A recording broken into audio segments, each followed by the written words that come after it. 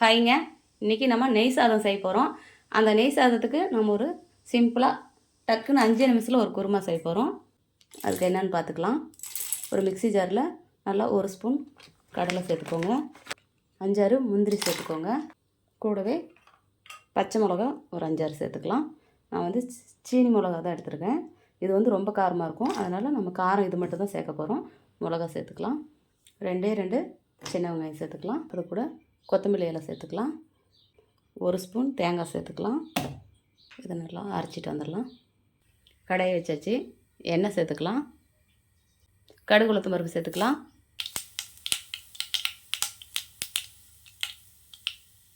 கருவேப்பிலை சேர்த்துக்கலாம். சின்ன வெங்காயம் சேர்த்துக்கலாம்.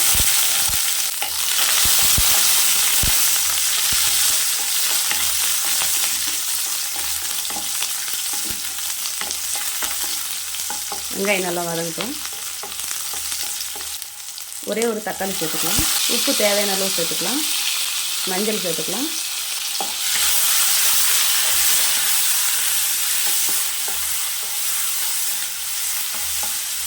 நம்ம இந்த அரைச்சி வச்ச முந்திரி, தேங்காய் முந்திரி எல்லாம் சேர்த்துக்கலாம். இன்னும் கொஞ்சம் தண்ணி சேர்த்துக்கலாம். பாருங்கள், உருளைக்கிழங்கு இந்த மாதிரி நல்லா கட் பண்ணி வேவிச்சு வச்சுருக்கேன். இந்த உருளைக்கிழங்கு இதில் சேர்த்துக்கலாம்.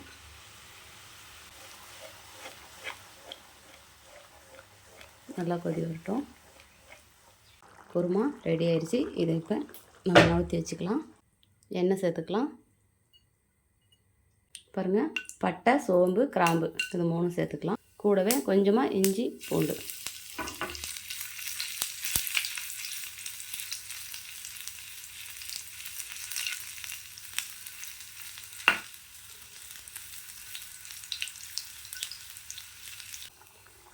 வறுத்து வச்சதை சேர்த்துக்கலாம். நல்லா மணமாக இருக்கும், அதனால தான் நான் இப்போ சேர்த்துருக்கேன். இப்போ நெய் சாதத்துக்கு உருளைக்கிழங்கு குருமா ரெடி ஆகிடுச்சு. இப்போ நம்ம நெய் சாதம் செய்கிறதுக்கு ரெடி பண்ணலாம். குக்கர் வச்சாச்சு. நம்ம நெய் சேர்த்துக்கலாம். பாருங்கள், பட்டை, சோம்பு, கிராம்பு, அன்னாச்சி மொக்கு, மராட்டி மொக்கு, ஜாதிபத்திரி இதெல்லாம் சேர்த்துக்கலாம். கூட பிரியாணி இலை சேர்த்துக்கலாம், ஆனால் நான் சேர்க்கல. பிரியாணி இலை சேர்த்தா எங்களுக்கு பிடிக்காது, அதனால் நான் சேர்த்துக்கல. உங்களுக்கு அந்த டேஸ்ட்டு பிடிக்கும்னா நீங்கள் சேர்த்துக்கலாம். பெரிய வெங்காயம் சேர்த்துக்கலாம்.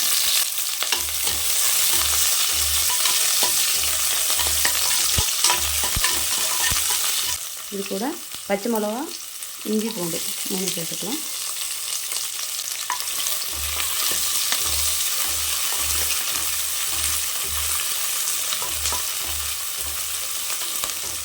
இது கூட பாருங்கள், கேரட்டு, சும்மா ஒரு பாதி கேரட்டு, 2 பீன்ஸு, காலிஃப்ளவர் நல்லா இந்த மாதிரி கட் பண்ணி க்ளீன் பண்ணி சேர்த்துக்கோங்க.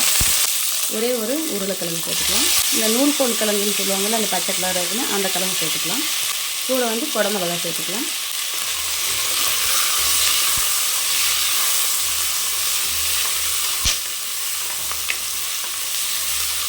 நான் வந்து 1 டம்ளர் அரிசிக்கு தேவையானதை இப்போ சேர்த்துருக்கேன். நீங்கள் வந்து 2 டம்ளர் அரிசி சேர்க்குறீங்க அப்படின்னா நீங்கள் அதுக்கு தகுந்த மாதிரி சேர்த்துக்கோங்க.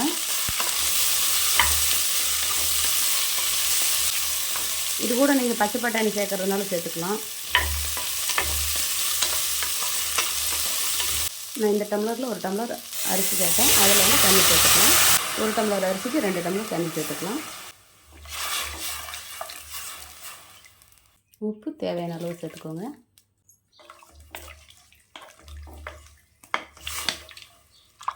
இது காயெல்லாம் சேர்த்துருக்கு இல்லையா, காய் வேகிறதுக்கு நான் ஒரு 1/2 டம்ளர் தண்ணி சேர்த்து வச்சுக்கிட்டேன். 1 டம்ளர் அரிசிக்கு 2 டம்ளர் தண்ணி சேர்த்துக்கணும். காய் சேர்த்ததுனால 1/2 டம்ளர் தண்ணி எச்சா சேர்த்திருக்கேன். அரிசி சேர்த்துக்கலாம். நான் வந்து பாஸ்மதி சேர்க்கல, பொன்னி அரிசி தான் சேர்த்துருக்கேன். நீங்கள் வந்து பாஸ்மதி ரைஸ் சேர்த்துக்கணுனாலும் சேர்த்துக்கலாம்.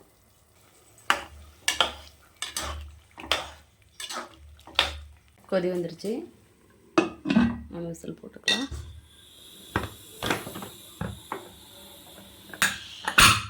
ரெண்டு விசில் வரட்டும், பார்க்கலாம்.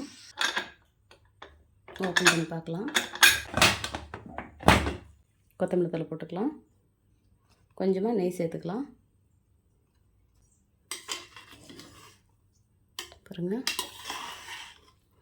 சோறு பாருங்கள் ஒன்றோடு ஒன்று ஒட்டாமல் நல்லா உதிரி உதிரியாக வந்திருக்கு. சூப்பராக மணமாக ஸ்மெல்லு செமையாக இருக்குது.